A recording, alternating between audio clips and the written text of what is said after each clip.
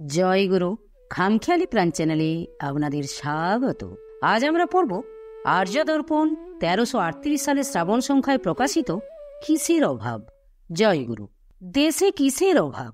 প্রধানত মানুষের সঙ্গে মানুষের যোগের অভাব। কেউ কাউকে অনুভব করে না, কেউ কারো দরদি নয়।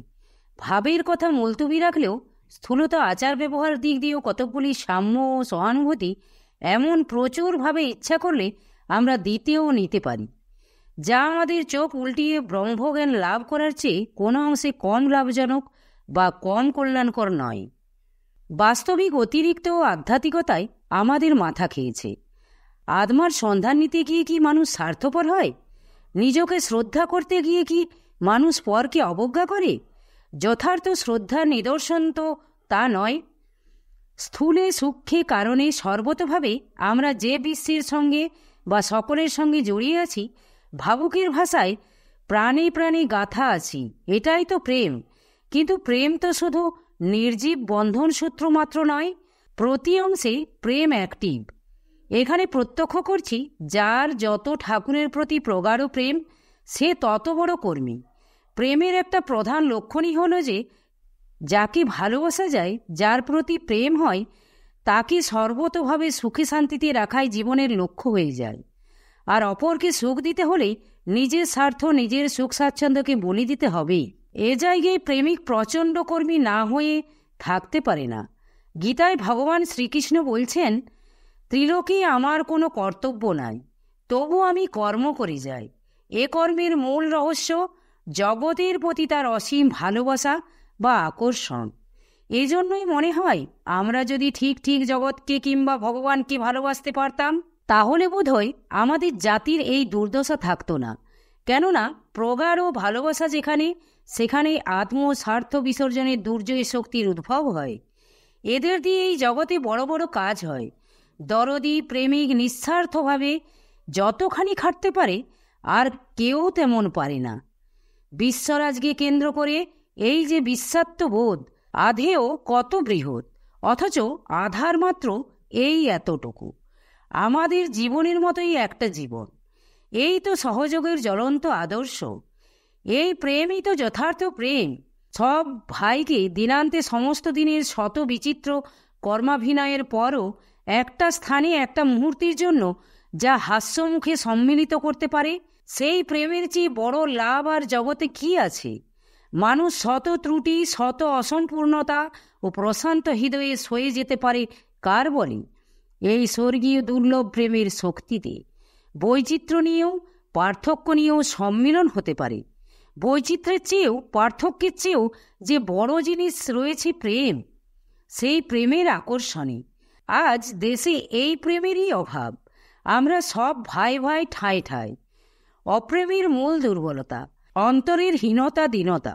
যে সবল, নিজের অভাবকে অগ্রাহ্য করে ভাবময় আশা আকাঙ্ক্ষায় যে উদ্দীপিত, তার জীবনই সার্থক। নিজের অভাবকে ছোট করে সকলের অভাবকে বড় করে দেখে তার প্রতিকারের চেষ্টায় প্রাণ ঢেলে দিতে পারলেই সত্যিকার প্রেমের জাগরণ হয়। আমাদের প্রাণে এই প্রেমের পুলক জেগে উঠুক। আমাদের আজ কি নাই, তার ভাবনায় কালক্ষেপ করলে কোনো পক্ষে মঙ্গল হবে না। আমাদের যা আছে তারই কি মূল্য কিছু কম? এখনো যদি তাই নিয়ে সবাই অমরা সহযোগী হই, দেশের সে সুবর্ণ সুযোগ হেলাই কাটবে না।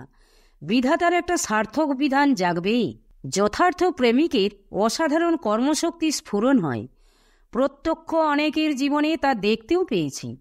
ভালোবাসার ভিতর দিয়ে মানুষের ভিতর কি অসাধারণ শক্তি জন্মায়, তা ভাবলে আশ্চর্য হয়ে যেতে হয়।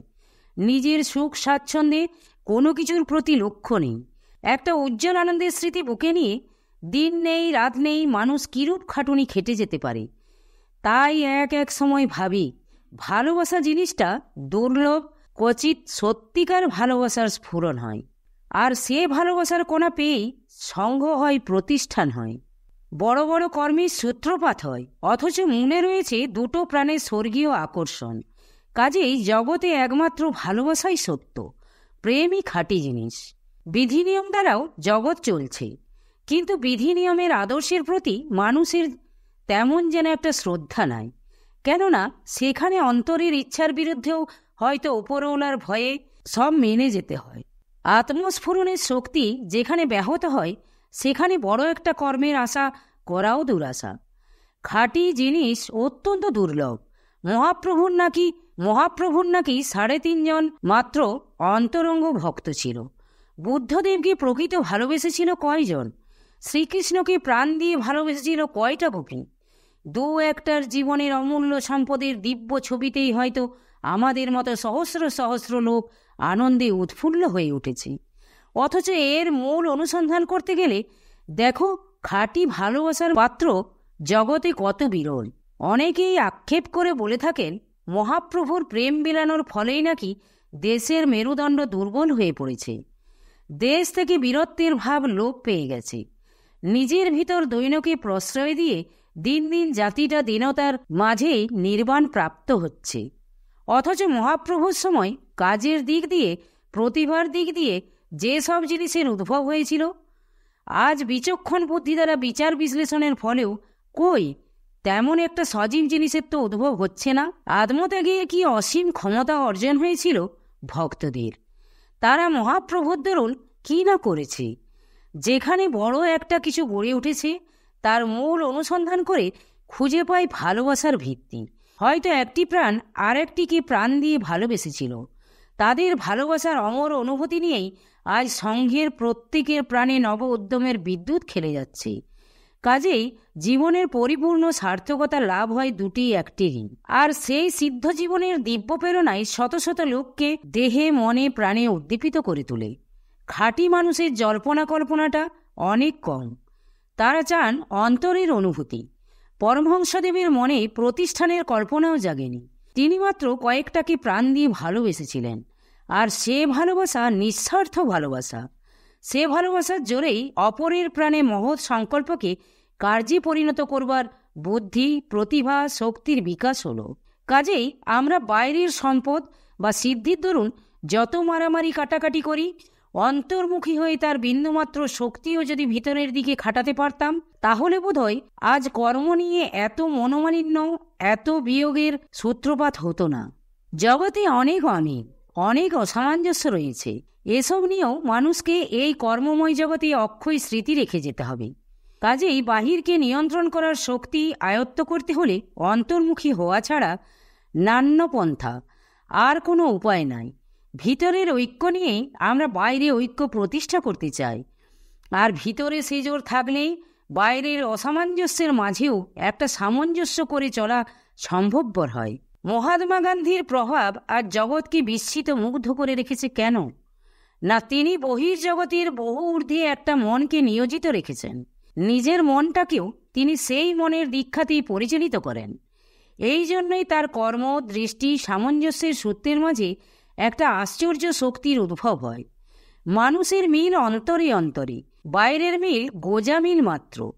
প্রকৃত ভালোবাসা যেখানে, সেখানে উন্মত্ততা নেই, আত্মবিস্মৃতি নেই। আজকাল অনেকেই ত্যাগ দেখাচ্ছেন, কিন্তু সেই ত্যাগের মূলে উত্তেজনা বা স্বার্থ সংরক্ষণের অভিসন্ধি রয়েছে বলেই সব পণ্ড হয়ে যাচ্ছে। অপরের সঙ্গে স্বার্থের কারবার চলতে পারে, আর অনেক ক্ষেত্রে না করলেও ক্ষতি হয়। কিন্তু নিজেদের ঘরের মাঝেও যদি স্বার্থের দিকটা প্রবল হয়ে ওঠে, তাহলে সেখানে কল্যাণের আশা করা যেতে পারে কি? পরিবার আদর্শ পরিবার হয়ে ওঠে আত্মত্যাগের পঞ্জীভূত শক্তিকে উপলক্ষ করি। কাজেই স্বার্থপর হলে সেটাকে পরিবার না বলে হিংসের আবাসস্থল বললেই ঠিক হয়। কেউ কাউকে দেখতে পারে না, কারো প্রতি কারো দরদ নেই সেখানে। আজ আমাদের সব দিকেই আত্মস্থ হয়ে চিন্তা করে দেখবার সময় উপস্থিত হয়েছে। রাষ্ট্র, ধর্ম, সমাজ যে কোনো দিকের শীর্ষস্থান অধিকার করতে হলে আমাদের গভীরভাবে আত্মস্থ হওয়ার শক্তি অর্জন করতে হবে। আমাদের স্বভাব কি, ধাত কি, এগুলো বুঝতে পারলেই আমাদের মাঝ থেকেই সব রকমের, সব দিকের শক্তিধর মহাপুরুষের উদ্ভব হবে। হুজুগের ভিতর দিয়ে বড় হয়ে যাওয়ার উৎকট লোলুপতা যাদের, তাদের ভিতরই দেখি অসহিষ্ণুতা, অদূরদর্শিতা। তা না হলে তিল তিল সাধনার ভিতর দিয়েই চরম সিদ্ধিলাভ হয়। ত্যাগের পেছনে যেখানে প্রশান্তি নেই, আত্মরতি নেই, সেখানে ত্যাগের রূপও দেখা দেয় প্রচণ্ড হয়ে। সে ত্যাগ শক্তির মাঝে প্রলয়ের বীজই সংগোপিত। অথচ এই জগৎও টিকে আছে কিন্তু ভগবানের প্রসাদেই, ত্যাগ শক্তিতেই। মরার আগে প্রাণে খুব একটা ছটফটানি আসে, তখন মানুষ হাত পা ছুড়তে থাকে। সেটা কিন্তু প্রাণের লক্ষণ নয়, মৃত্যু তখন এগিয়ে আসছে তার। কাজেই ক্ষণিক উত্তেজনা, ক্ষণিক ত্যাগের কোনো মূল্যই নাই। জীবন ভরা ভালোবাসাকে, ত্যাগ শক্তিকে সমভাবে প্রতিষ্ঠিত রেখে চলতে পারলেই সেই জীবনের অমোঘ প্রভাবে শত শত প্রাণ প্রশান্তোজ্জ্বল অনুভূতিতে উদ্দীপ্ত হয়ে ওঠে। কাজেই দেশের ব্যর্থতা, অসম্পূর্ণতার মূল্যে কিসের অভাব রয়েছে সে কথাটাই আজ গভীরভাবে আমাদের তলিয়ে দেখতে হবে। জয় গুরু, জয় গুরু। আজ এই পর্যন্তই। যদি আপনাদের ভালো লেগে থাকে তাহলে চ্যানেলটিকে সাবস্ক্রাইব করে সাথে থাকবেন। জয় গুরু, জয় গুরু।